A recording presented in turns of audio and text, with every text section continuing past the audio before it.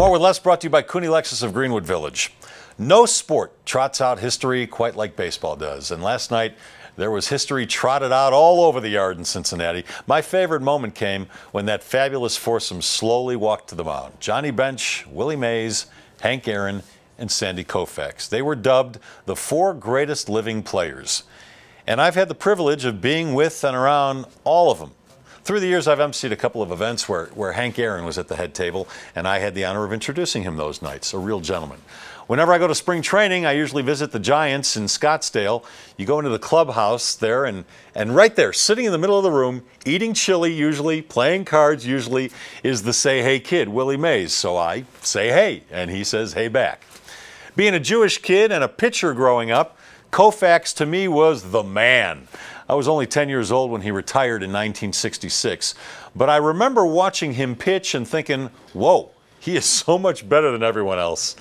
When Koufax's career ended, he went into broadcasting. I knew he was calling the game of the week at Wrigley Field one Saturday, so I went to that game. I was about 13 or 14 at the time. This game, I didn't care if the Cubs won or lost. I just wanted to meet Sandy Koufax. Now, if you know Wrigley, there are no elevators there. They're just winding ramps throughout the stadium. And I knew Koufax would have to walk down the ramp behind home plate to get out of the park. So I waited for him at the bottom of the ramp. I got to shake his hand, and I don't think I washed my hand for about a week. And then there's Johnny Bench. He used to play golf in Elway's tournament here every year at the Omni Interlochen, and Elway had me on the microphone introducing all the stars as they prepared to tee off. I emceed it. Carlton Fisk, another Hall of Fame catcher, approached the tee, and Johnny Bench whispered to me, introduce him as the second best catcher in the history of baseball. So I went with it, thought it would be funny, but I amended it. I said, now stepping to the tee, the man who Johnny Bench says is the second best catcher in the history of baseball, Carlton Fisk. Well, Fisk didn't take kindly to that. He looked back at me and Johnny, and with a sneer in his voice, he said, oh, really? Tell that SOB to look at the stats. I did.